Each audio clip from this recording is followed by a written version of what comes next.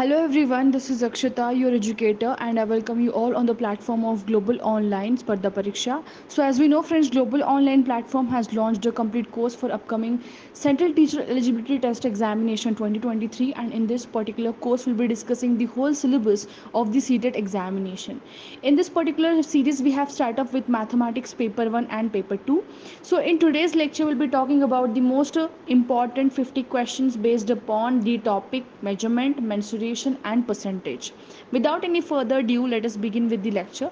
So, before moving into the video, friends, for the Central Teacher Eligibility Test, a complete course has been launched by Global Online platform for Paper 1 and Paper 2. And if you want to get enrolled to the course, you can download the Global Online application from the Play Store or contact us on this given WhatsApp number, which is 8669316919 or 8179138413. Global Online application is available on the Play Store also, from where you can install the application. Once installed, open the application, you'll find such type of interface where there is an icon named as store icon.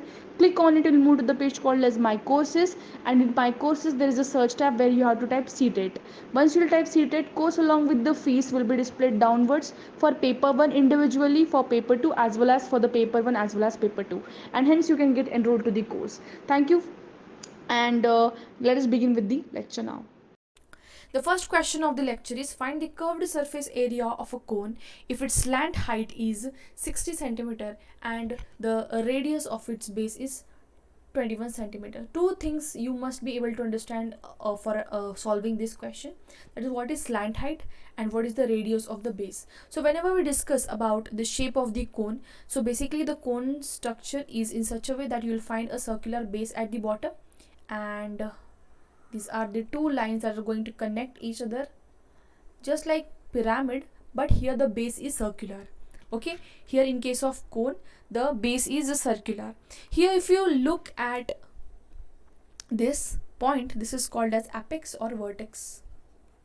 This is the base of the cone. This is called as the base of the cone. Now if we try to join the vertex to any of the circumference of the circle, any point of the circumference of circle. Now this is the vertex. Okay, I'm not able to draw proper diagram, just try to understand this again. So this is the vertex.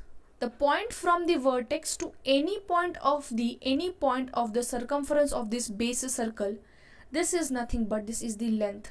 This is called as the length and denoted by L. So what is height then? Height is the point from the apex, the point or the distance from the vertex of the cone or the apex of the cone to the base of the cone is called as vertex.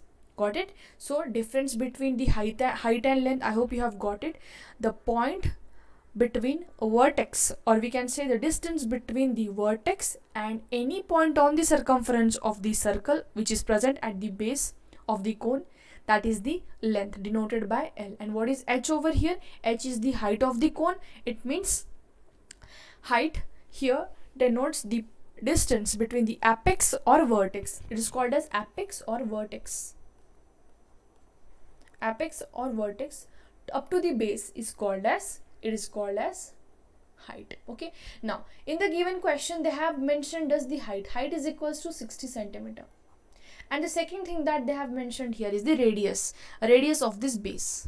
Radius is equals to 21 centimeter, and they're asking us to find the curved surface area of the cone. Okay, so whatever the required formulas are there for the cone, I'll discuss at the end of the lecture. One by one we'll discuss the formula for required question. Okay, so let us solve this question first. So in question they have mentioned us the radius. Okay, and the second thing that they have given here is the slant height. Okay, look here now. This is the cone, for example.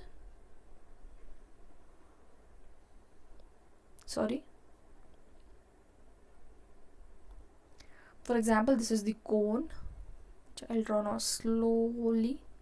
Okay, in this particular cone they have mentioned as the radius, which is equals to 21 centimeter, and the slant height that we have already discussed, the distance between the apex to the base of the circle, they have mentioned is 60 centimeter, and they're asking us to find the curved surface area. So please note the formula for the curved surface area of a right circular cone. This will give us pi r into L. Pi r into L. Now we know what is L. L is the distance from the apex to the circumference point of the given circle, any circular point, okay, any circumference point. So here we know the value for pi. What is the value for pi? Value for pi is 22/7. Distance for the given, radius for the given circle is 21 centimeter, and the slant height mentioned over here is 60 centimeter. So this will be pi r into L. It means pi into r. R will give us 21. Slant height, it means L here is 60 centimeter. This will give us 7 3s are 21. 33, am I right? Sorry, 66 into 60. This will give us 3960 centimeter. Got it? Height, difference between the height, difference between the slant height.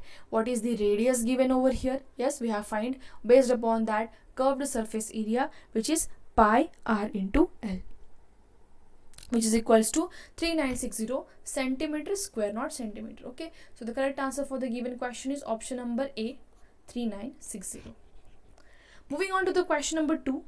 In question number 2, they have asked us the radius of the cone that they have mentioned is a 5 centimeter. The radius r is equals to 5 centimeter. The vertical height is 12 centimeter. Find the area of the curved surface. Okay, so they are again asking us to find the area of the curved surface. What they have mentioned here, the radius that they have mentioned is a 5 centimeter. They have mentioned vertical height, not slant height. Slant height, it means L.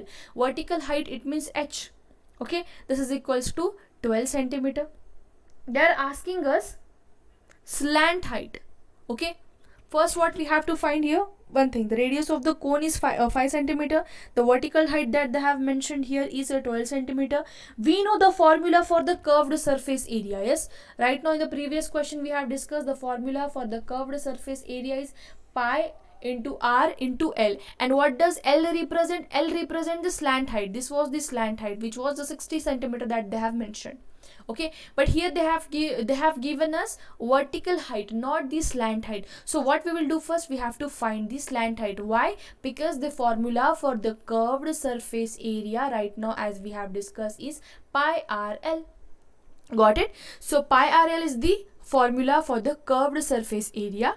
In the given question, they have given us data of radius and height, that is vertical height. We have to first find the slant height. So the option given here are 200.28, 204.28, 236.28 and 315. Okay, so we'll find the slant height first. Now to find the slant height, I'll give you one formula, and to understand that formula, look at this cone first. Okay, for example, this is the cone where right now we have discussed this H is the vertical height, the L given here is the slant height or the length of the cone, and the second thing that we have discussed was the radius r. Okay, so if we look at this carefully, if we look at the cone carefully, we can find that this particular cone is giving us a shape of just a minute, just look at how I'm drawing the diagram. I'm not able to draw it perfectly, but I just want to help you to understand the concept. Okay, so if we look at these particular dotted lines which I have drawn here, so this is what this gives us. This is going to give us height H, which is a vertical height that they have mentioned in question is 12 centimeter. The one that they have given here, the second data that they have given here is the radius, that is equal to 5 centimeter, and they have asked us to find the curved surface area. Okay, so by using the Pythagoras theorem, we know the value for H which is equal to 12 centimeter, the value of radius which is equals to 5 centimeter. Can I find the value of L by using the Pythagoras theorem? Yes, I can. So the value for the given length, or we can say the slant height of the slant height of the cone is equal to, the slant height of the cone is the distance from the vertex or the apex to the point on the outer line of the circular base. Okay, so the formula for the Pythagoras theorem, L is equal to, we know the Pythagoras theorem, right? L square is equals to, that is a hypotenuse square is equals to base square plus height square. Yes, hypotenuse square, what is hypotenuse over here? L square. L square is equal to r square plus h square. Can I write like this? L square is equal to r square plus h square. So L is equals to under root of, taking square root on both the sides, this will give me L is equal to under root of r square plus h square. So from this particular formula, I'll be able to get the value of the slant height, that is equal to L. Okay, so I'll get the value of L, then I'll put the value of L in the curved surface area formula for the cone, that is equal to pi RL. Then I'll be able to solve the question very easily. Okay, I hope you have got the formula for the slant height. Okay, so the method that I am following over here is basically I'm just making you understand the formulas using different questions. Okay, once you will be able to understand this formula, then you can easily solve the questions, because based upon the formula only questions are asked, not too difficult questions can come from this topic. Okay, so L is equal to r square plus h square. So I'll take this as, I'll use this particular formula for this now. Okay, L square is equal to r square plus h square. This will give me 15 square. R is what? R is the radius. Radius is equals to what? 25. Radius is 5. Okay, 5 square is 25. What is h? H they have given here is 12 centimeter. What is the square for 12? 144. Am I right? So 25 plus 144 will give me 169. So this is the value for L square. What will be the value of L then? 13. So 13 square is equals to 169. So the value of L is equal to 13 centimeter. We have got the value of L now. So we'll put in the formula for the curved surface area, that is equal to pi into r into L. So what is the value of pi? I'll take here 3.14 for the ease of calculation. Okay, and what is the radius given here? Radius is equals to 5 centimeter. And what is the length? Length is equals to 13 centimeter. That is the slant height. Okay, slant height over here. 3.14 into 5 into 13, this will give me, T is 204.28. So 204.28 centimeter square is the curved surface area for the given cone. So option number B is the correct answer for the given question. Moving on to the next question now. The radius of the cone that they have mentioned here is equals to 7 centimeter. The curved area, and the area of the curved surface that they have mentioned is 176 centimeters square. They have asked us to find the slant height. Again, a simple question based upon the same formulas that we have discussed. We'll try to solve the question. A radius given is equals to 7 centimeter. Next thing that they have mentioned here is the curved surface area. Curved surface area is equals to 176 centimeters square, and we have to find the slant height. Okay, slant height, that means we have to find the L's value. So we know the formula for the curved surface area. The formula for the curved surface area is equals to pi RL. So the value of curved surface area mentioned is 176 centimeters square. Value for pi is 22/7.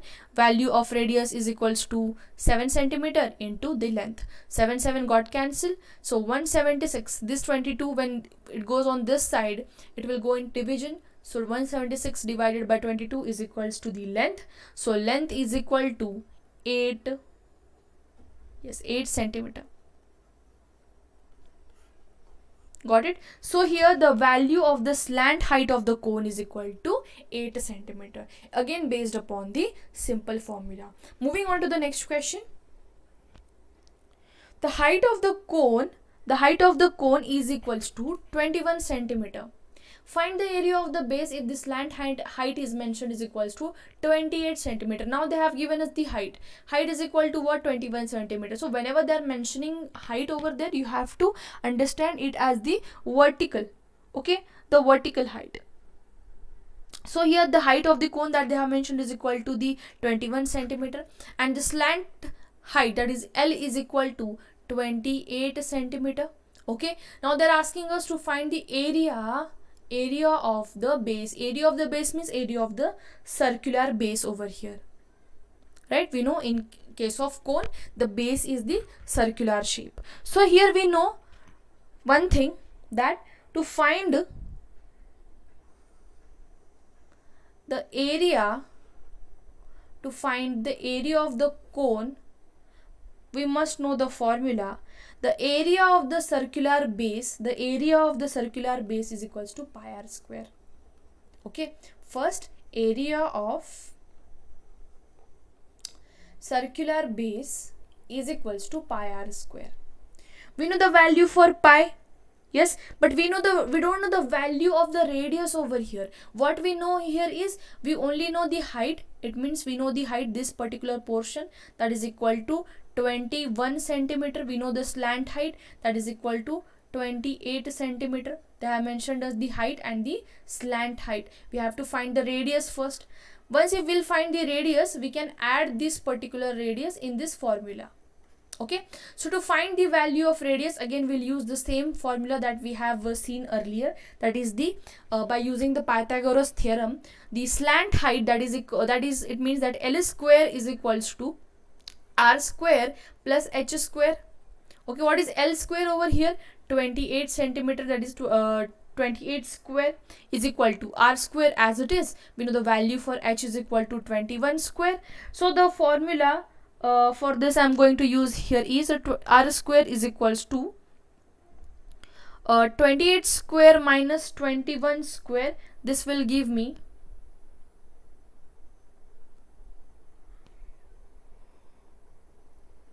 r is equals to 7 under root of 7 centimeter.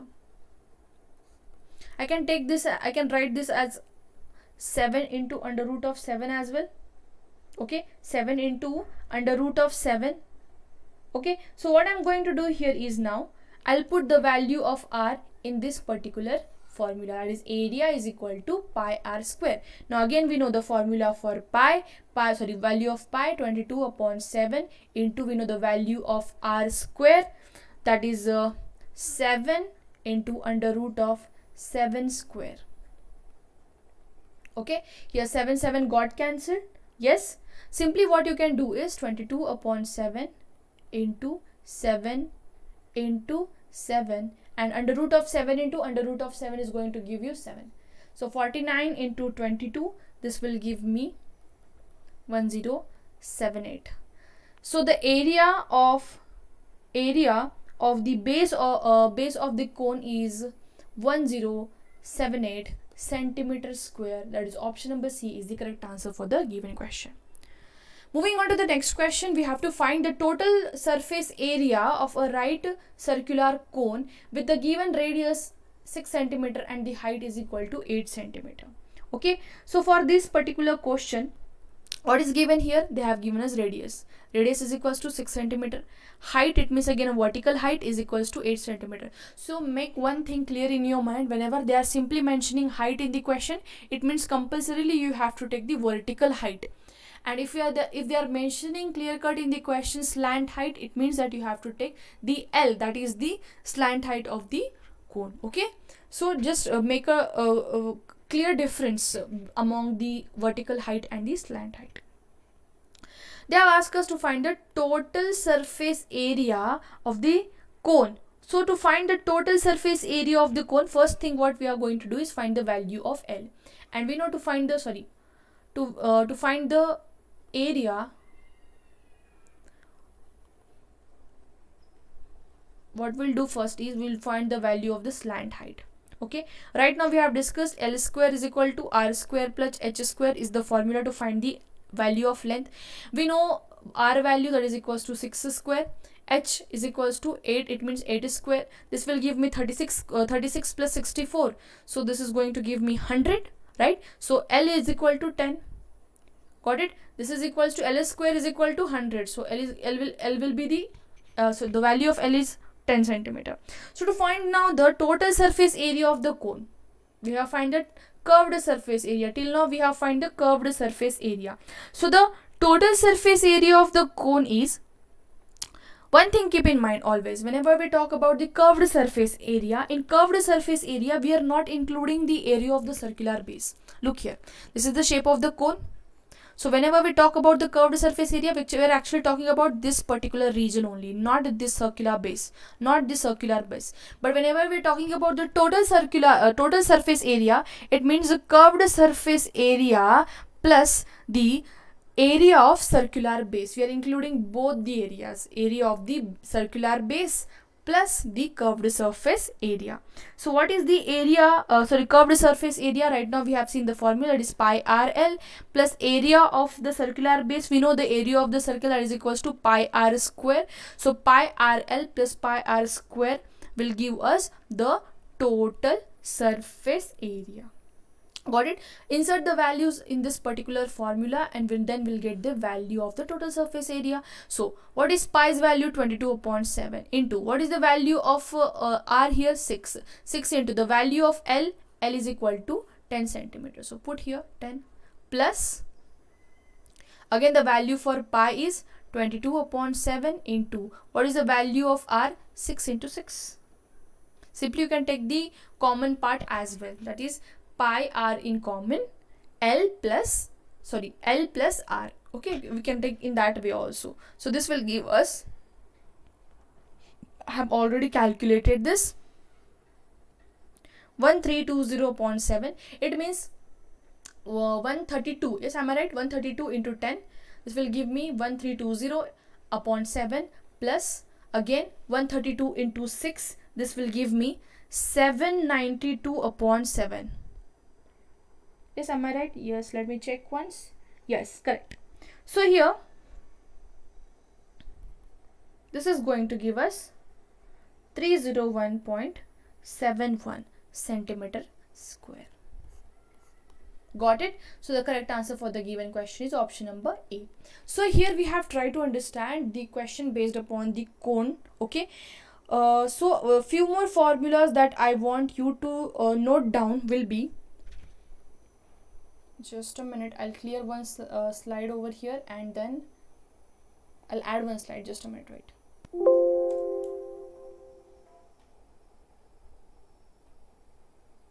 So if you look at this particular cone shape, so one thing that you can clearly understand here is few of formula are important.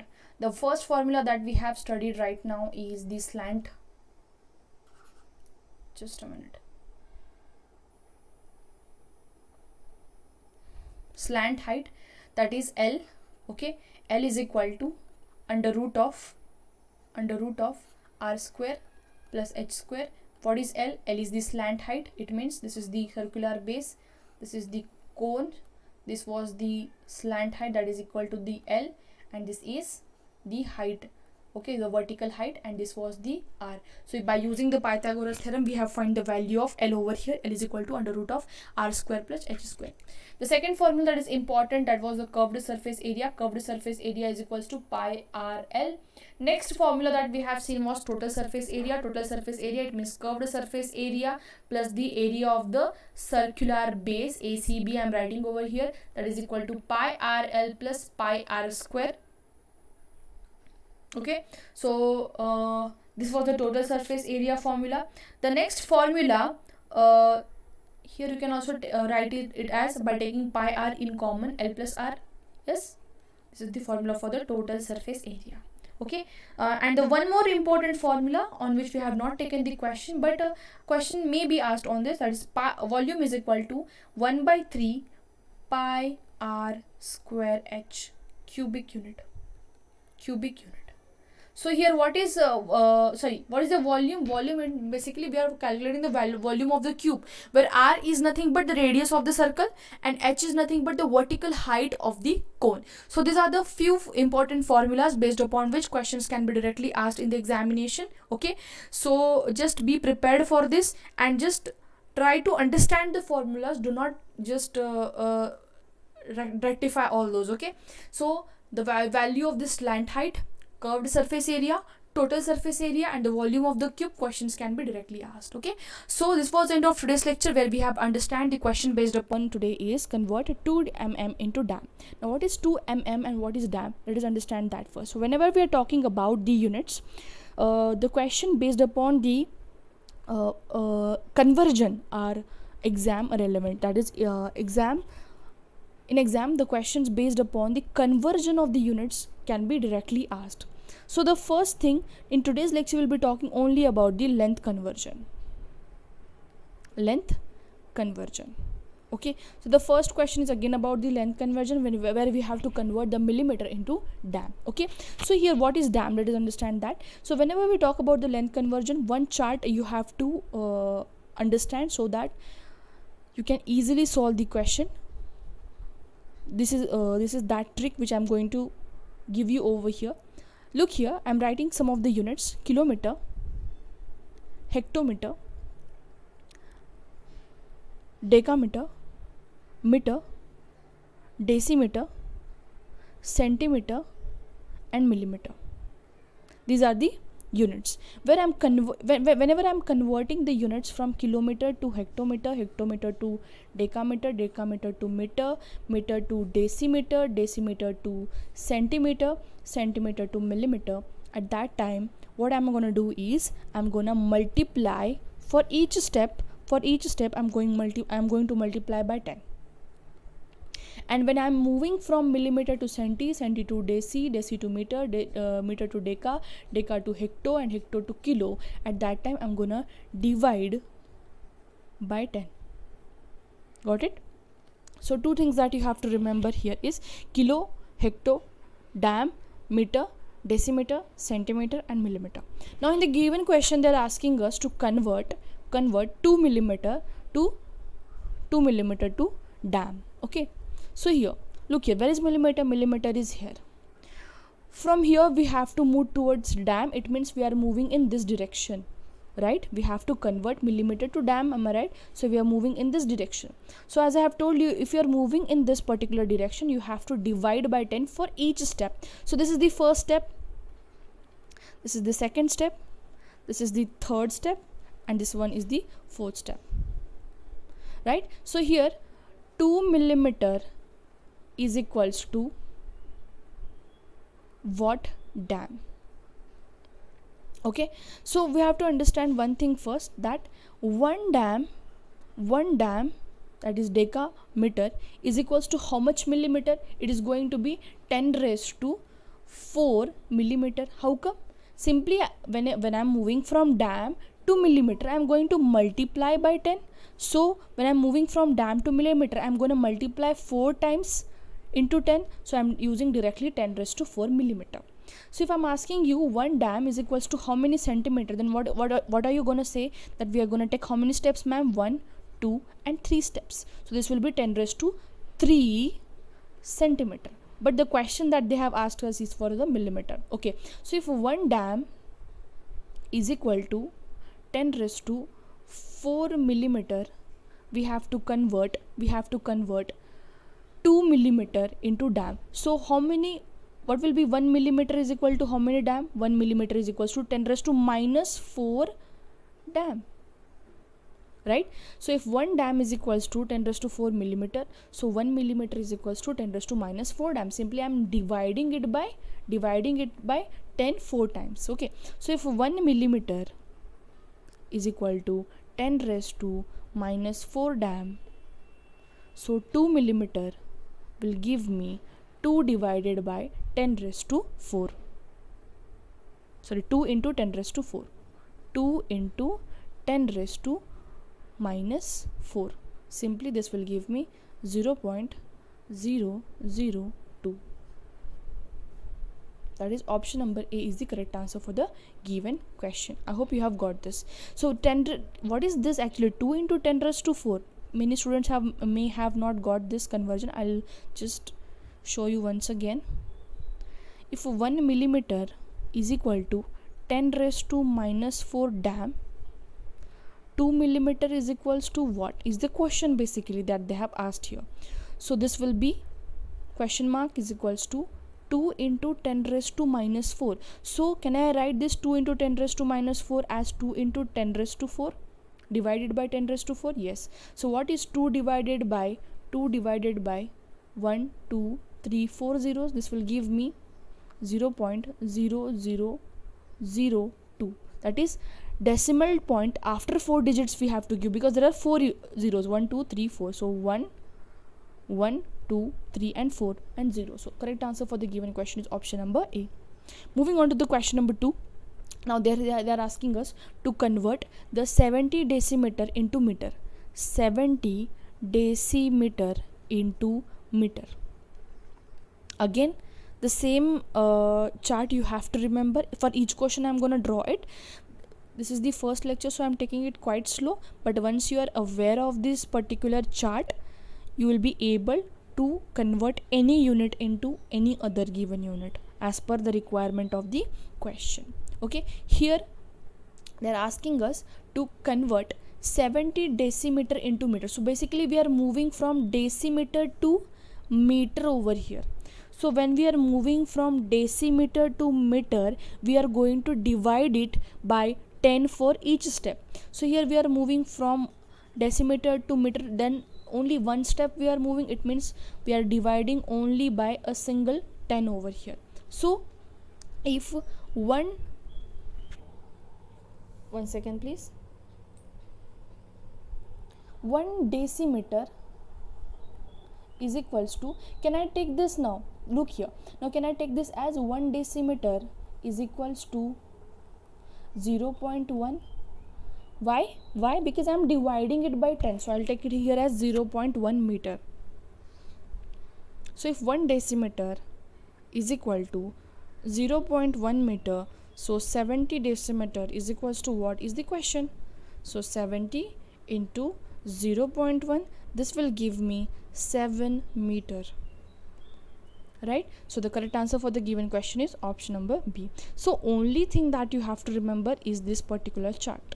Use any trick or anything that will be helpful for you. Now how I have recited it, basically I have just simply taken meter in the middle. I just remember in such a way that I take meter in the center. Okay, so after meter, DCM, I remember these two things, DCM and DCM. DC is however somewhere is making us understand that there is decimeter. Okay, DCM. Okay, and here dam, hecto and kilo. This is something I have not recited. By the period of time, after looking at it for the multiple of times, I was able to remember this particular conversion chart. Okay, so moving on to the next question. Now they're asking us to convert 76.2 kilometer into meters.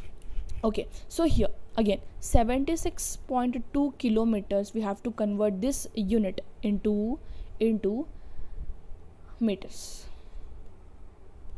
To understand this, what you have to do here is, again we'll draw the diagram same.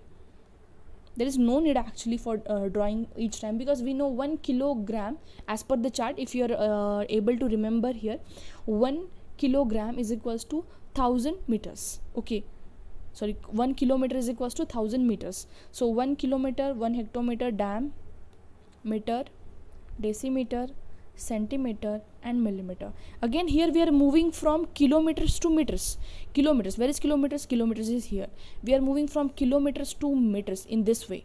Okay, so whenever we are moving in this particular direction, we are gonna multiply it by 10 for each step. Second step, this is the third step, fourth, fifth and sixth step. So here, sorry, something went wrong, I guess. We are not millimeter, they have asked us meter, right? Okay, we went for the millimeter, not here they have asked us only for meter. So kilometer to meter, if we are moving, how many steps we are taking? One step, second step and the third step. So here gonna multiply, whenever we are moving in this direction, we are gonna multiply it. So here we'll be multiplying 3 times into 10. So I'll take directly as 10 raised to 3. Okay, so 1 kilometer is equals to 1000 meters. A simple conversion. So 76.2 kilometer is equals to how much? So this will give me 76.2 into 1000. We have to simply do the cross multiplication. Okay, so 762 1 0 got cancelled and decimal point as well, so 2 zeros have left. This gives us 76200. So option number A is the correct answer for the given question. Moving on to the next question now. A man is of 5 foot, calculate his height in meter. Okay, so this is now of a different thing where we have done introduction of foot. So some of the important conversions again that I would like to tell you is once again I'll introduce to you over here one conversion where we'll be talking about 1 inch, please note it down, is equals to, these are the unit conversions of length again. Okay, 1 inch is equal to 2.54 into 10 raised to minus 2 meters. Okay, and 1 foot is equal to 0.3048 meters. And one more conversion that can be asked in the examination is 1 mile is equal to 1.609344. Rest other than that we have already discussed, that is millimeter, centimeter, deci, deca, hecto, kilo and inch. Okay, so here inch, foot and mile that we have not discussed. Please note down these particular 3 conversions. Okay, take a screenshot of this. I'll rub it out now. So what they are talking is a man is of 5 foot, his height is given in foots. Okay, so he is of 5 foot, calculate his height in meters. Okay, so to understand this particular question, one thing that you have to understand is we have to convert here foot into meters. Okay, and we know right now we have discussed that 1 foot is equivalent to 0.3048 meters. So 5 foot will be equivalent to how much? So this will give us cross multiplication. After doing cross multiplication, we'll get 5 into 0.3048 meters, and after multiplying it, simply we'll get the answer which is equal to 1.542. Got it? So in this way you have to solve these conversion questions and can be asked in the examination. Simple type of questions will be asked over here. Okay, next one. The length of the rope is mentioned in decameter, that is 90 decameter. We have to calculate the length for same in meters. We have to calculate, actually we have to convert the length of the rope which is given in decameter into meter. Okay, so here 1 decameter is equal to how much meter is the first question. Okay, we have already discussed now in the conversion unit. I'll not write once again that thing, but you have to understand here that 1 decameter is equal to 10 meters. This is equals to 10 meters. So 90 decameters, again a simple question, a very simple question, is equal to how many meters? So this will be 90 into 10 divided by 1. It means we are simply doing cross multiplication, that is 90 into 10. Okay, this will give us 900. So this is 900 meters. So 90 deca is equals to 900 meters. You don't have to actually calculate each and every time. Once you will go through the conversion chart that I have mentioned, you can simply solve the questions in your mind again. Okay, moving on to the next question. A man travels with a speed of, given speed is 60 km per hour for 20 miles. Calculate the same in kilometer. Now the mentioning of speed was not important over here, and this is not important for finding out the answer. Simply we have to just convert whatever he has traveled, that is 20 miles, we have to convert it into kilometer over here. We have to convert it into kilometer. So here we have to understand that 1 mile is equals to 1.609344 kilometer. Okay, one thing I think I have written in the past slide that 1 mile is equal to 1.609344 meters, and that is wrong. Please note it out that 1 mile is equal to 1.609344 kilometers, not meters. Okay, so here we have to convert basically 200 miles into kilometers. So to understand this, what we have to do is simply cross multiply it, 1.609344. Okay, there is no need of solving all this. Simply you can go for 1.609 also, or 1.601. Okay, or 1.61 is also enough here. So what you are going to do over here is simply 200 into 16. Do it. 16 ones are 16, 16 twos are 32, right? We know 16 twos are is 32. So answer is going to come around something, initial digits are going to be 32 again. Okay, so something around 32 35k around your answer is gonna come. So the correct answer for the given question is option number A. Got it? In this way you can solve the question. Okay, so this was the end of today's lecture, where we have talked about the conversions of the unit, and where we have talked how to convert the millimeters to meter, centimeter to meter, deci to meter, deca to meters, hecto to meter, again kilometer to meter, 1 inch to meters, 1 foot into again meters, okay, 1 miles into given kilometers. So we have already discussed this type of questions, and please make a note of the chart. Once again I would like to make you understand the chart, and then we'll end the lecture. So in the chart we have discussed that whenever we are converting kilometer into hecto, hecto to dam, dam to meter, meter to decimeter, decimeter to centimeter, and centimeter to millimeter, at that time we are going to multiply each step by 10, and whenever we are moving in this particular direction we are going to divide it by 10. So these are the two things that you have to remember over here. And the second thing that you have to remember is the other three conversions that I have taught you. One is 1 inch is equal to 2.54 into 10 raised to minus 2 meters, and 1 foot is equal to 0.3048 again meters, and 1 mile is equal to 1.609344 kilometer.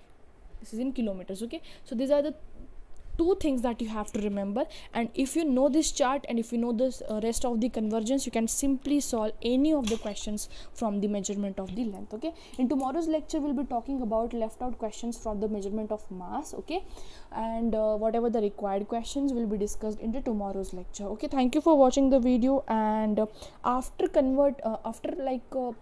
this conversion topic we will shift to clock and calendar. Okay, so the topics regarding the measurement and something that will be completely covered over it. Okay, so this was end of today's lecture. Thank you for watching. In 2 kilometers, 7 hectometers, and 5 decameter. Okay, so as we have already discussed in the previous lecture, there are some of the tricks by which we can understand the length conversion or any unit conversion. Okay, so that was to convert kilometer to hectometer, hectometer to decameter, decameter to meter, meter to decimeter, decimeter to centimeter, and centimeter to millimeter. Many of the students are getting confused in DAM and DM. Please do not get confused here. DAM, it means decameter, DAM. Okay, and decimeter, decimeter means just a DM. Okay, so here whenever we are converting the units from kilometer to millimeter, from kilometer to hecto, hecto to deca, deca to meter, meter to decimeter, decimeter to centimeter, centimeter to millimeter. So in this situation you simply have to multiply, already discussed in yesterday's lecture, multiply for each step by 10. And whenever you are moving from millimeter to kilometer, at that time you have to divide by 10 for each step. For each step you have to divide by 10. Okay, so here now how many meters are there in 2 kilometer, 7 hectometer, and 5 decameter they have asked us. First thing we can clearly see here is we have to basically calculate only meters, right? So we'll convert the given data over here into meters. So if we look here, as we know 1 kilometer is equals to 1000 meters. So can I write 2 kilometer is equal to 2000 meter? Yes. So I have converted 2 kilometer into meters. Nextly, for 7 hectometer, we have to convert hectometer to meter. So for converting hectometer into meter, what we are going to do is we are going to multiply by 10 two times, because we are actually multiplying for each step by 10. So here we have to take 2 steps to reach up to meter from hectometer. So here I will multiply 1 hectometer is equal to 100 meter. So basically I have 10 into 10 meters, that is 100 meter. So 7 hectometer will be equivalent to 700 meters. Okay, now let's see the third one, that is the 5 dam, that is 5 decameter. We have to convert the decameter into meter. To convert 1 decameter into into meter, what we'll do, 1 dam is equal to, we have to actually take only a single step, and we are moving in this direction, so we'll just multiply ones by 10. So 1 dam is equal to 10 meters, so 5 dam will be equal to 50 meters. So now we have completely converted the given values into meter, that is 2000 meters. 7 hectometer will give us 700 meters. 1 dam, that is 1 decameter, will give us 10 meter. Take summation of all this, we will get the value as 2710. Sorry, something went wrong. Actually this was 50, not 2750, because it was 50 meter, right? So here the correct answer for the given question is option number A. Moving to question number B, which one of the following is not correct, they have asked us. They have given the sentence over here. Now whatever the questions today I am taking in the class is completely based upon the previous year question papers. Okay, so previous year question papers questions have been extracted for today's lecture. So which of the following is not correct, we have to actually find out the incorrect statement from the given options. 1 millimeter is equal to 1/100 of 1 liter.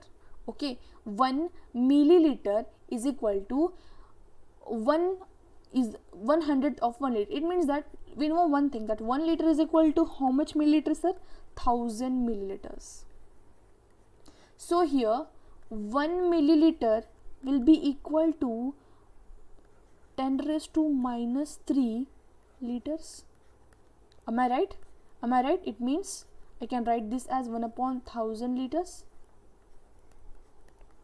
1 liter is equals to 1000 milliliters. So 1 milliliter will be equivalent to 1/1000 liter. That is, it is 1/1000 of 1 liter. It is 1/1000 part of 1 liter.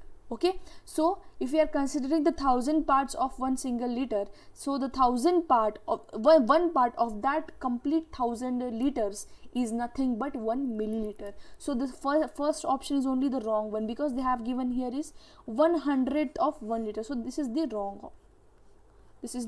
one. It means we have to find the wrong one. So this option is the correct answer for the given question. If we look at the second option, 1 lakh is equal to 100,000. We have already learnt in our previous classes where place value and face value we have learnt. So 1 lakh is equivalent to 100,000, we know that. Okay, next is 1 crore is also equivalent to 100 lakhs. This is also we have studied.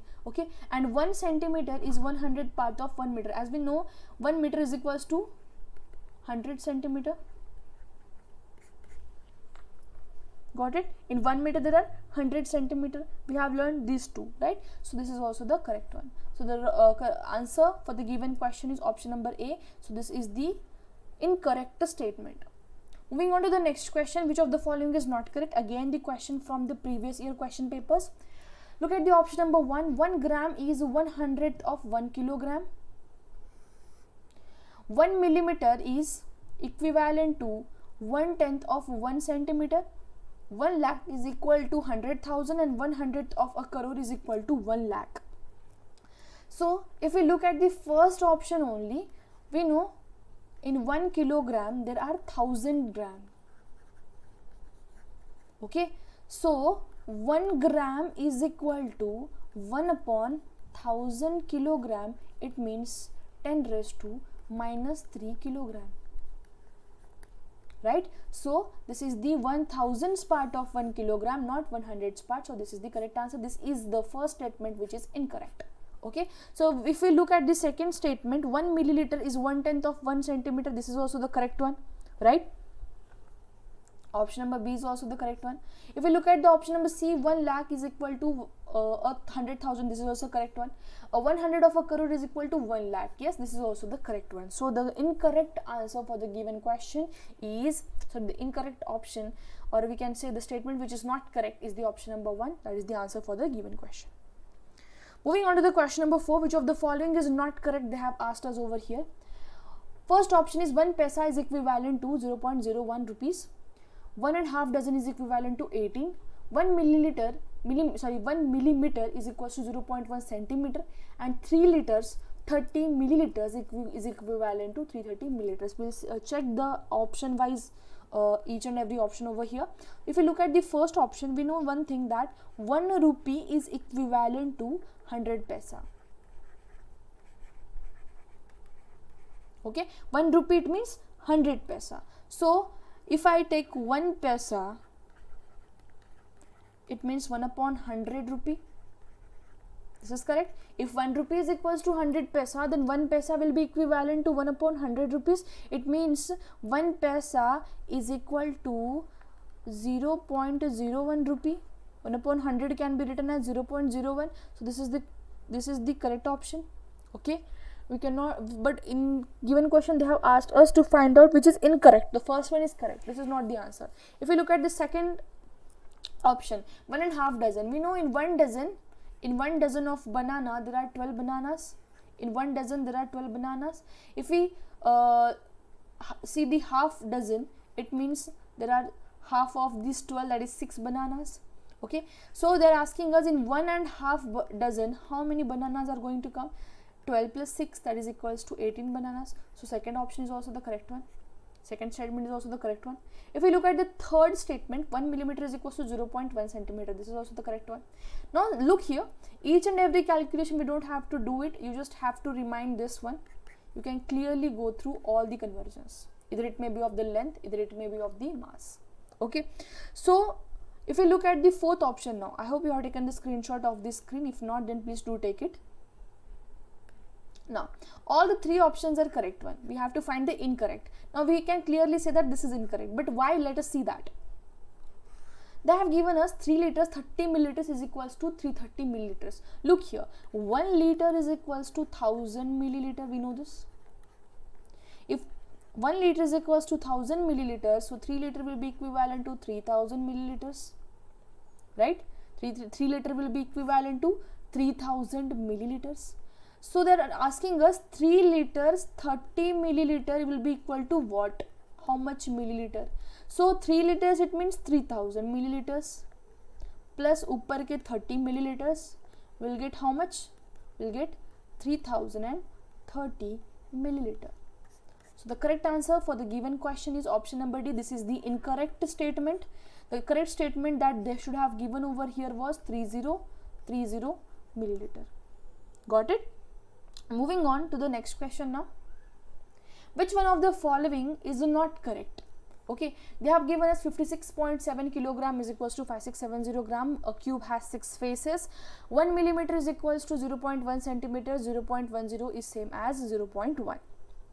If we look at the question carefully, if we go by option wise, okay, here first thing that you must know here is 1 kilogram is equals to 1000 gram.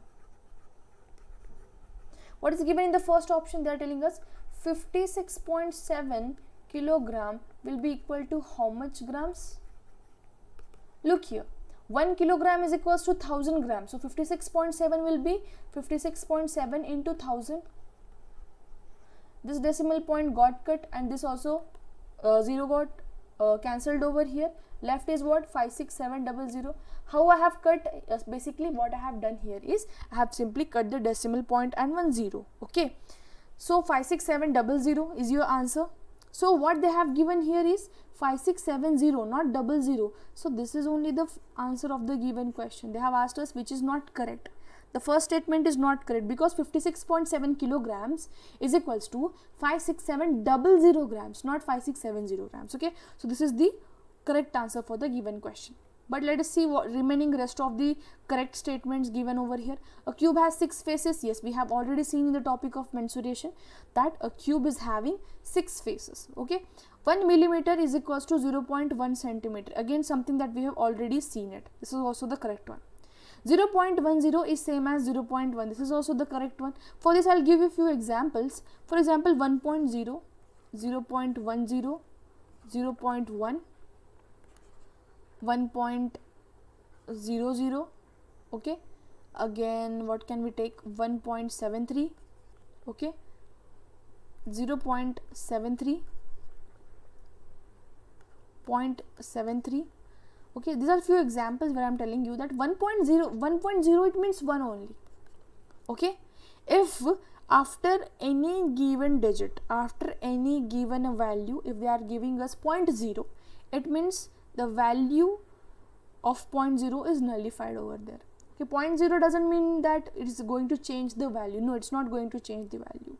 1 can be written as 1.0 again. This is the same. 1 is equals to 1.0. No problem. It is the same. Okay. Now 0.10. Now 0.10. Now here, look here. Whenever after the decimal point, whatever the digits are coming, like for example 0.10. Here 1 is considered the number, the next number is not considered over here, that is 0 is not considered. So here this is nothing but this is 0.1 only, this is not 0.10. okay, even if we are writing 0.10, but the value is nothing but it is 0.1. If your question in your mind may be, ma'am, 0.17, does it mean 0.1? No, this is only applicable for 0. The only digit, that is 0. It is applicable for the only digit, that is 0 over here. Here 0.1, again it means 0.1. 1.00, after 0.00 is coming, again we are nullifying it. Basically we are not considering this 0 value, that is equal to 1. 1.73, it means now 1.73, not 1 only. Okay, 0.73, it means 0.73. 0.73 is nothing but 0.73 again.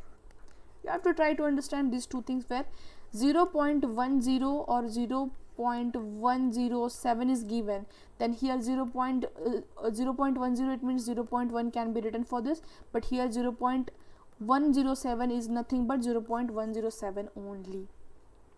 So if I am writing 0.10 या फिर 0.00 or how many zeros I wanted to write, I can write it, but the value is nothing but it is 0.1 only. Please keep in mind. Okay, moving on to the next question now. If a water tank has 5 liters of water, then how many minimum pots of equal capacity of 250 ml can be filled from the water tank? Option given here are 200, 600, 2500 and 2000. Okay, for example, now take a water tank.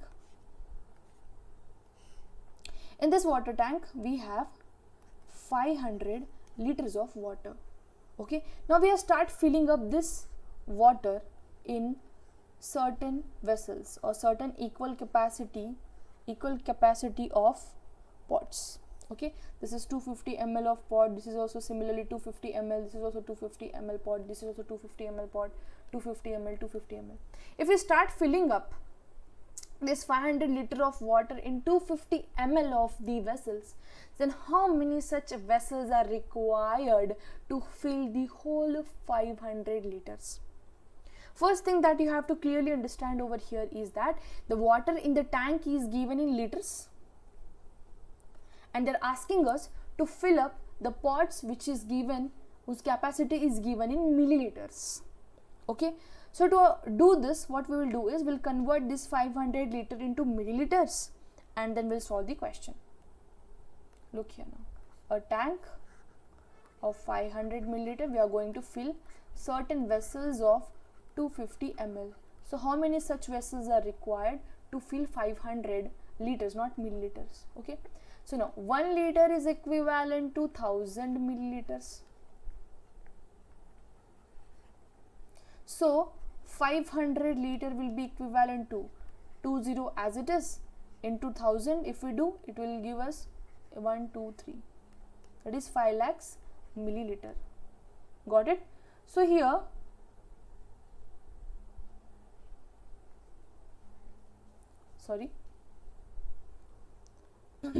so here we have got what? we have completely converted the value which is given to us, that is 500 liter, into 5 lakh milliliters. Now we start filling up the small vessels. If we start filling up the small pots, now how many pots are required? If one pot given here is of 250 ml, that is one pot is occupying 250 ml, then how many pots are required to fill up 5 lakh milliliters? This is the question. Simply cross multiply it, that is 5 lakh milliliter into one pot is equivalent to 250 into 2 pot. Okay, so this will, sorry, question mark pot, not 2 pot, this is question mark, this is question mark. Okay, so here 5 lakh into 5 lakh divide by this 250, here it is in multiplication with the question mark. If we take this on, if we take it on the left hand side, it will go in division. 0 0 got cancelled, 25 2s are 50, 1 2 3 zeros are left. It means 2000 pots are required. 2000 pots are required to fill 500 liters of water or 5 lakh milliliters of water. Got it? So the correct answer for the given question is option number D. Okay, so I hope you have understood all the questions whatever I have taken here, and all the questions belong to the previous year question papers. Okay, so simply one more lecture will be there on measurement, and once that lecture is done, we'll complete the whole topic of measurement over here. Okay, so this was the end of today's lecture. Thank you for watching it, and if you're liking the video, please hit the like button and let me know in the comment section. If you have any kind of doubt regarding the questions that I have taken here or regarding the enrollment of the course, then you can. Without any further ado, let us begin with the questions based upon the measurement. So the first question is talking about calculate the sum of the length of 21 meter, 13 centimeter, 33 meter, 55 centimeter, 45 meter and 6 centimeter. The first thing that we are going to do here is we will write down the values. Okay, that is 21 meter, 13 centimeter, 33 meter, 55 centimeter, 45 meter and 6 centimeter is the quotient. Okay, here we have to calculate the sum of the lengths. So how can we calculate the sum of the lengths? Look here, whenever we are doing the addition, always the values should have a same unit. Okay, always whenever we are doing the summation of any given dimension, okay, any given data to you, either it may be of mass or of length, the unit should be same. Okay, so here 21 meter, 33 meter and 45 meter, these are of same unit, that is meter, right? So I'll add these first, that is 21 plus 33 plus 45. These are the three values given in meter. Okay, and the other three values, that is 13 centimeter, 55 centimeter and 6 centimeter, these are given in centimeters, right? So I'll add all of this. So 21 plus 33 plus 45, this will give me 99 meter, and 13 centimeter, 55 plus 6 centimeter, this is going to give me 74 centimeter. So from the given option, the correct option is option number B, 99 meter and 74 centimeter. So always keep in mind, whenever we are calculating or whenever we are doing addition of a given length or given mass, always keep in mind that the unit should be same. The values with different units cannot be added together. Okay, so 99 meter, 74 centimeter is the correct answer for the given question. Next question is, Radhika bought 3 kg or 760 gram of wool. Okay, she bought 3 kg 760 gram of wool to make a carpet. How much more wool does she needs to make the weight 4 kg? Okay, so simple is this question is very much simple over here. They have actually given us the value, that is 3 kg 760 grams. Okay, so they're asking us that she has bought this particular wool to make a carpet. How many more wool she is going to need it to make the weight is equals to 4 kg. So this 4 kg 760 grams we have to basically take it up to the 4 kg. The how much amount or how much grams of wool is more required to weigh the carpet for 4 kg. Okay, so we can simply do it without calculation also. Okay, as we know that in 1 kg we find 1000 gram. Okay, based upon this single data we can find all the answer over here. So 3 kg will be equal to 3000 grams. If 1 kg is equals to 1000 grams, 3 kg is equals to 3000 grams, and the other 760 grams, so this is going to give us 3760 grams. Yes, this is the value for 3 kg 760 grams, that is equal to 3760 grams. Okay, now we know 1 kg is equals to 1000, so tell me 4 kg will be equal to 4000. Again a simple question, okay, based just upon your conversion things they have asked us. 4 kg will be equal to 4000 grams. So now 4000 grams is the needed weight for us. Okay, and what weight does Radhika has? Radhika has 3760 grams of the wool. So subtract it from this. So how much she needs more? She needs 240 more. Yes, 240 grams. So how many extra grams she is going to need to attain 4000 grams? She is going to need 240 grams to attain the 4 kg or 4000 grams. So the correct answer for the given question is option number B, 240 grams. This was a very simple question just based upon a single conversion where 1 kg is equals to 1000 grams. Okay, moving on to the next question now.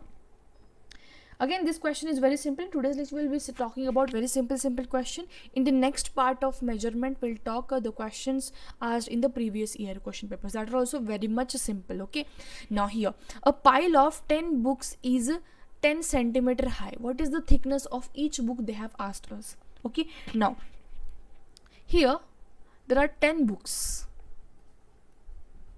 Total there are 10 books, and the pile it means that arrangement of one book on the other. For example, this is the first book, this is the second book, this is the third book. I'm not able to draw it properly, but try to understand that books have been arranged one upon the other, so that is called as pile. So the 10 books pile is of height 10 centimeter. What is the thickness of each book? They have asked us about the thickness of each book. So we know the second thing over here, that the options that they have given here is in millimeter. So we have to find the thickness in millimeter. Option are 11 millimeter, 34 millimeter, 10 millimeter and 31 millimeter. Okay, so here 10 books is equals to 10 centimeter. Second conversion that you have to understand here, that 1 centimeter is equals to 10 millimeter. Yesterday we have discussed about this. Okay, the conversion chart we have talked about it. So 1 centimeter is equals to 10 millimeter. Then here given, what is given here, that the height of the pile of the 10 books is 10 centimeter. So we'll convert this 10 books height in millimeter. How come? So 10 books is equal to 10 centimeter. 10 centimeter, it means we know 1 centimeter is equal to 10 millimeter. So 10 centimeter is equals to what? 10 into 10 millimeter. Yes, so I'll write here 10 into 10 millimeter is the height of 10 books. 10 piled books. Okay, so here 10 books have been piled in such a manner that their height is 10 millimeter, sorry 100 millimeter. So if 10 books is equal to 100 millimeter, so one book will be equivalent to what? One book will be equivalent to 100 upon 10. This will give me 10 millimeter. Therefore the thickness of each book here is 10 millimeter. Okay, so the correct answer for the given question is option number C. Here they had given us the piling of 10 books height. Okay, they have piled 10 books and they have mentioned as height that is equal to 10 centimeter, and we have find the thickness of each book. Okay, moving on to the next question.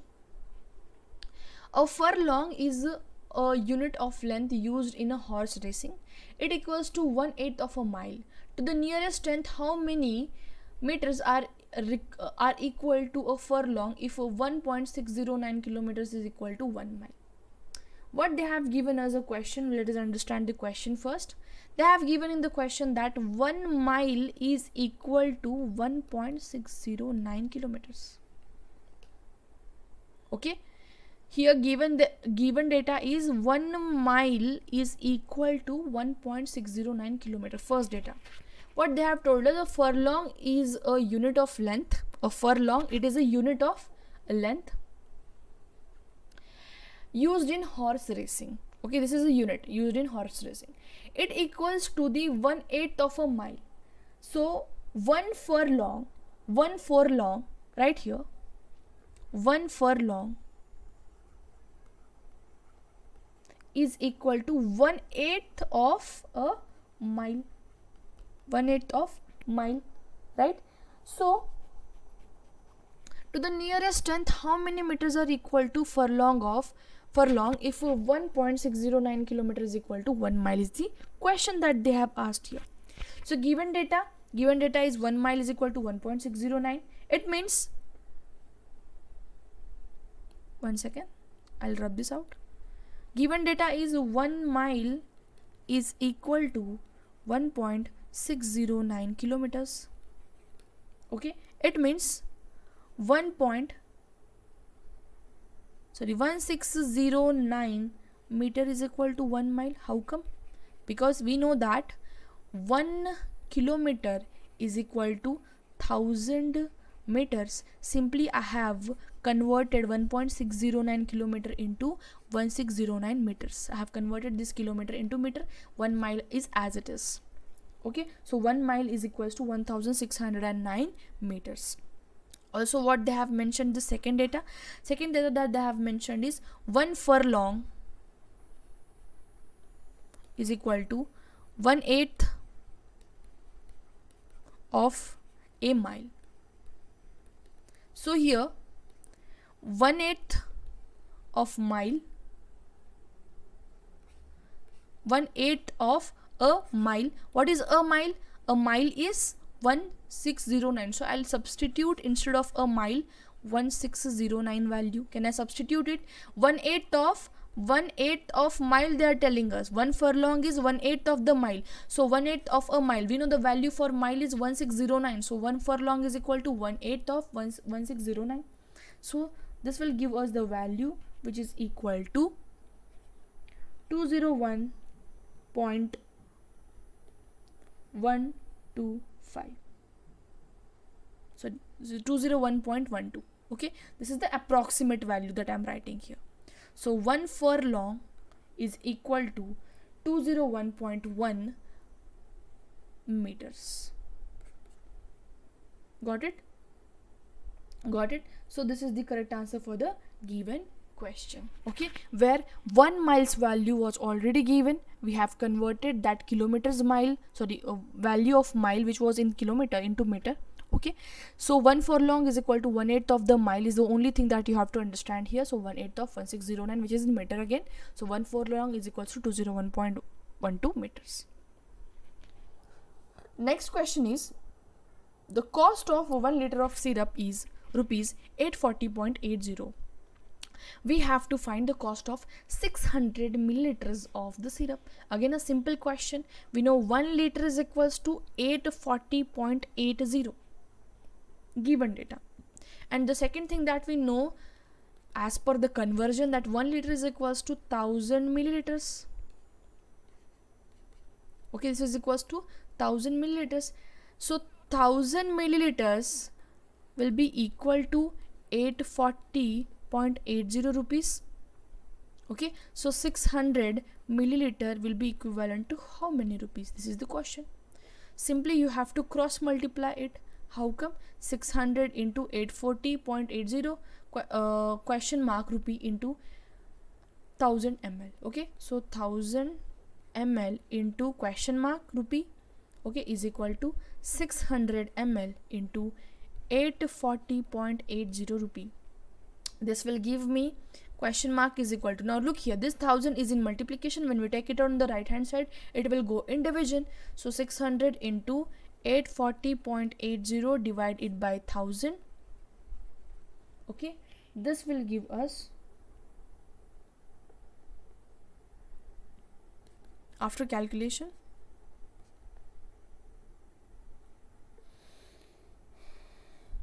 0.48, right? Yes, 504. So the correct answer for the given question is option number A. Again, a very simple question based upon just a conversion. Okay, moving on to the next question.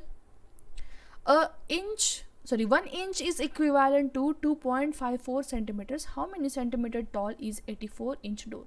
If 1 inch is equivalent to 2.54 centimeter, very simple questions are there in this today's lecture. Okay, very simple. Just I want to check whether your whatever the conversion chart I have taught in previous lecture, that has been revised or not. In that particular sense, I have just taken today's lecture. Very simple questions which can be found in 6th, 7th, 8th standard NCERT books. Okay, so these are the questions that I have extracted from there. So 1 inch is equals to 2.54 centimeters. Then how many centimeter tall is an 84-inch door? So here option given are 213.36 centimeter, 211 centimeter, 256 centimeter, and 311 centimeter. So for this particular question, we know that in the given question, the data that they have mentioned here is 1 inch is equals to 2.54 centimeter as per the question.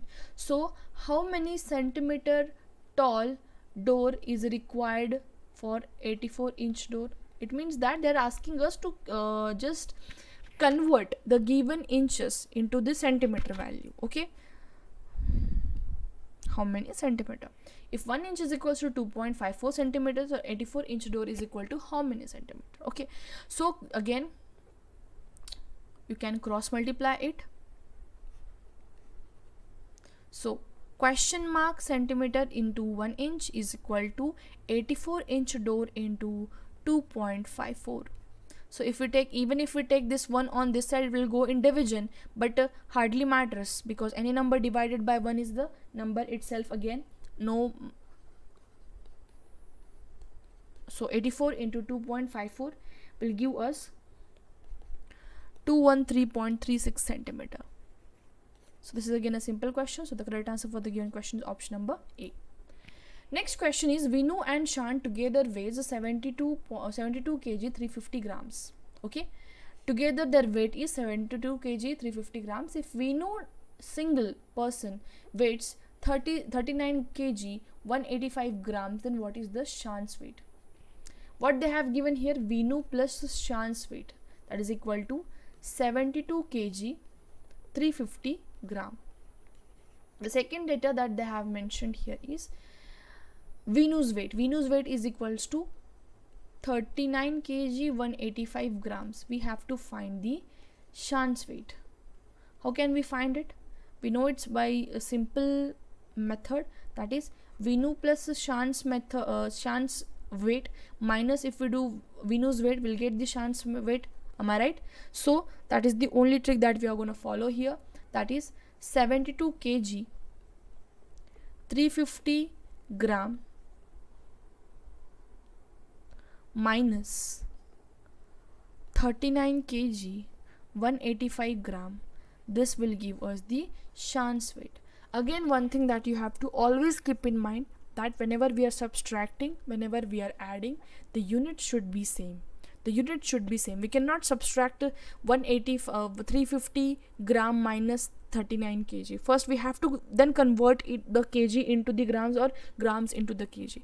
Always the units should be same whenever you are practicing the addition or subtraction. This is for the tip for the students who are weak at the measurement. Okay, so here 72 kg and 39 kg, if we subtract it, we'll get 33 kg, and 350 gram minus 185 gram will give us 165 gram. So the correct answer for the given question, 10% of 200, a very simple question, but many of the students even don't know how to calculate the percentage. No problem, all your basics can be covered in this lecture. Option A is 2, option B 20, option C 12, and option number D 10. So whenever you're calculating percentage of any given value, one thing that you have to always remember is whatever the given value is there, consider it always as 100%. So your given value of which we have to calculate the percentage is 200. We have to calculate the 10% of 200. So always make up your mind that whatever the given value we are going to consider is always 100%. Okay, so 200 is equals to 100%. So we have to calculate the 10% of this 200. Okay, so one trick keep in mind, whenever we are calculating 10% or 1% of any given value, all the thing that you have to do is consider the given value as 100%, the first thing that I have already told you. The second thing, now 200 is equals to 100%, then 10% is equals to what is the question. Then always what we have to do, take the value as it is. Okay, and if they are asking us to calculate the 10%, then add a decimal point after one digit. Calculating 10% of 200, what I am doing here, taking the value or writing the value as it is and adding a decimal point after one digit. Add a decimal point after one digit. If they are asking us to calculate 1% of 200, 1% of 200, write the value as it is, and now add the decimal point after two digits. It means 2.00, it means 2.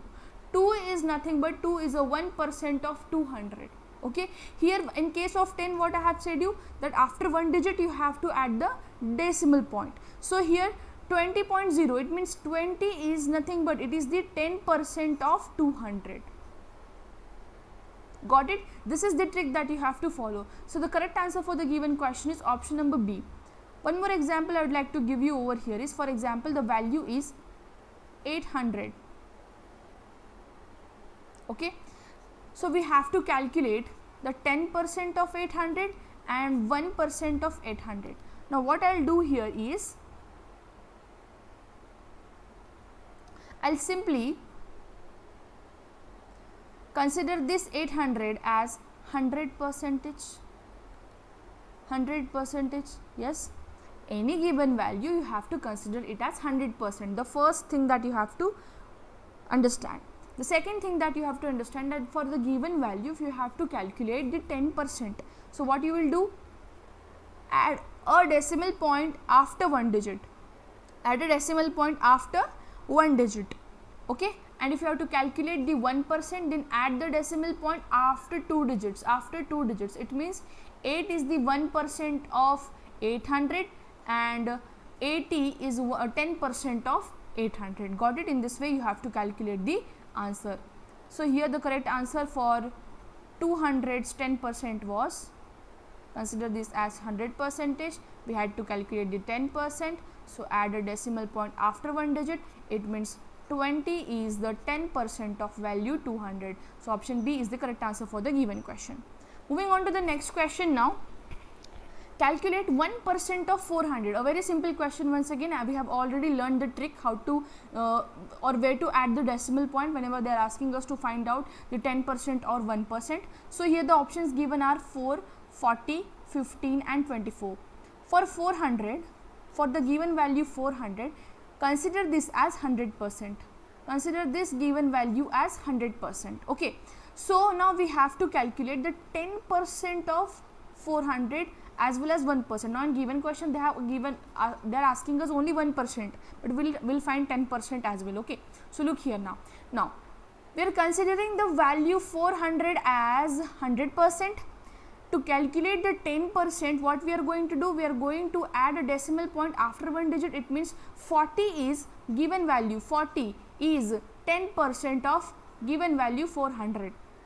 Okay, To calculate the 1% of given value 400, you will write the value as it is and add the decimal point after 2 digit. It means 4 is 1% of 400. So in given question what they had asked us, calculate the 1% of 400. So simply you don't have to even use the pen over here, you know the value is 400. So whenever we are calculating 1%, we have to add a decimal point after 2 digits. It means 4 is the correct answer for the given question. Okay, in this way you have to calculate the percentage. Now in today's lecture we will be talking only about the basics of how to calculate the percentage, because this is important whenever we are going through the topics like profit and loss, ratio and proportion. These are important. Okay, so percentage basic questions based on the percentage. Okay, completely based upon the foundation that will build your percentage topic. The class will be totally depending upon that only. Okay, so moving on to the next question now. Calculate the 10% of 40 they are asking us. Okay, so what I have told you, whatever the value that they have given here, consider it as 100%. So let us consider 40 as 100%. We have to calculate the 10% of 40. 10% of 40. 10% of what? 40. So to calculate this, what I am going to do here is simply add a decimal point after 1 digit. After 1 digit. Okay. So 4 is the 10% of 40 is the correct answer for the given question. We have to calculate the 10%. Sorry, question. Okay, sorry. This is not the question actually. Question that they have asked us here is 10 is what percent of 400, not the 10% of 400. Sorry, 10% of 40.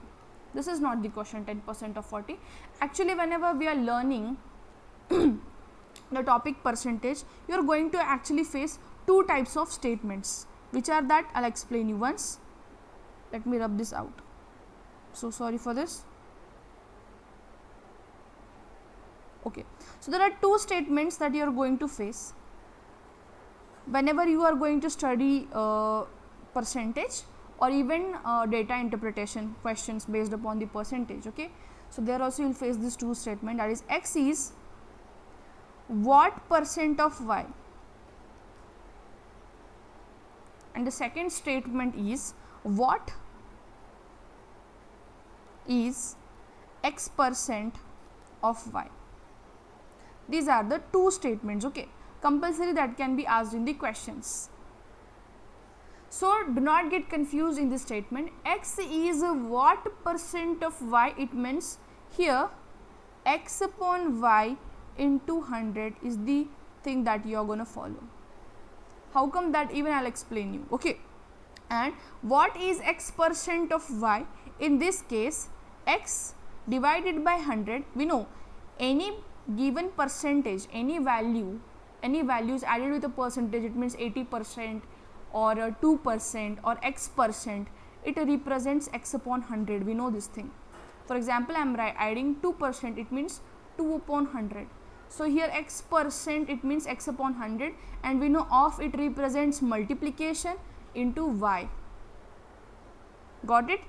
X upon 100 into y is the exact thing that we are going to follow when the statement given here is what is x percent of y. So I'll give you example for this. Okay, the first statement, x is what percent of y. The second statement, what is x percent of y. Okay, I'll give you even example for this. For example, 10 is what percent of 40, the question itself. Okay, and what is 10% of y. These are the two questions. Even this question I have added in the next slide. First we will see the two statements that I have written above. First statement, look at the first statement. X is what percent of y? It means x is nothing but equal to is what percent of y. Can I write like this? X is what percent of y? X is what percent of y? Can I write like this? Okay, so simply I am going to take this y on this side. This will be x upon y into 100 as we are calculating the percentage. X upon y into 100. Now look at the second statement. What is the x percent of y? What is question mark is what is x percent of y? And what x percent represents? X upon 100. Of represents multiplication into y. It means x upon 100 into y. Okay, this is how you have to elaborate. This is how you have to keep in mind these two statements. These are important. Okay, now the question that they have given here is 10 is what percent of 40? 10 is what percent of 40, right? Or simply you can consider this as x, consider this as y. The rest of the statement is same. Simply x upon y into 100. It means 10 upon 40 into 100. This will give me 0 got cancel. 4 25s are 100. So 25 is the answer. So the correct answer for the given question is option number A. I hope you have got this. That is 10 is what percent of y? It means 10 is equals to what percent of 40? It means 40 here is in multiplication. Just a minute. Here it is in multiplication. If I take it on this side, this will go in division. Or simply you can use this format where considering the value of x as 10, y as 40 into 100. Directly keeping in mind, you can solve the question. Okay. Now based upon the second statement, we will solve the second question. The correct answer for the given question was option number A. What is 10% of y? Is the second question. Okay. Right now we have discussed this statement. What is x percent of y? This statement represents x upon 100 into y. Okay. So here they have asked us what is 10%. Sorry, just a minute, let me rub this out. What it means, question mark is what is x percentage of y? What is x percent of y? What does this represents? This represents x percent. It means x upon 100 into y. Got it? So here they are asking us what is 10% of y. So what can I write it? 10 upon 100 into y. This will give me y upon 10. So the correct answer for the given question is option number A. Okay. Moving on to the next question. 20% of 600 is the question that they have asked us. What I have told you, whenever we are calculating the percentage, the given value we have to consider it as 100%. So the value that they have given here is 600. Consider this as 100%. Now we have to calculate the 20% of 600. Okay. Now one thing that we can clearly understand from this is we have right now learned how to calculate the 10% and 1%. Okay. So tell me, what is the 10% of 600? Just add a decimal point after one digit, it means 60. 60 is the 10% of 600. In question they have asked us to calculate the 20%. It means I am going to do 10 into 2%, 60 into 2. It means this is going to give me 120 is equals to 20%. What I have done, have you got this? I have first calculated the 10%. I have calculated the 10% and simply multiplied it by 2. Simply multiplied it by 2%. Got it? So here 120 is the correct answer for the given question. Next question that they are asking here is 10% and 100% of 3, 4, 5, 6. Now I have told you that whatever the given value of which we have to calculate the percentage, always this is 100%. It means what is the 100% of 3, 4, 5, 6? It is going to be 3, 4, 5, 6 only. Got it? So option number C as well as option number D is going to be eliminated over here. Second thing, we have to calculate the 10% of 3, 4, 5, 6, 10%. It means we have to give a decimal point after one digit. It means 345.6 and 3456 is the correct answer for the given question. Whatever the value that they have given, consider always it as 100%. One more time I am highlighting it. If you have to calculate the 10%, add a decimal point after one digit. If we have to calculate the 1%, add the decimal point after two digits. Now, till now we have find out the 10%, 20%, 1%. Okay. Now we have to calculate the 14% of 760. To calculate this, one thing you have to keep in mind is 760. We know 760 is nothing but 100%. First thing that we are going to do is here we are going to calculate the 10%. 10% it means 76, that is we have to give a decimal point after one digit. Okay. So here what can I do is, I can do 10% plus 4%. I know how to calculate 10% easily. I know how to calculate 1% easily. Yes, 10% is equals to 76. So let us calculate 1% now. We know how to calculate 1% of 760. Give decimal point after two digits, it means 7.6. 7.6 is 1%. Okay. We got the value of 10%, we got the value of 1%, simply multiply it by 4, we will get the value of 4%. 10% value is 76. We have to calculate 14%. 10% plus 4%. First I have calculated 1% and multiplied it by 4%. Got it? So in this way you can calculate the 14% by adding 10% plus 4%. So this is going to give me 7.6 into 4. It means 30.4. Just a minute. 76 and 30.4. So add these values. Got it? So 106.4 is the 14% of 760. This is how we will calculate the percentage question. Okay. So one more question I would like to give you as a homework. Calculate 10%, 1%, 11 and 14% of value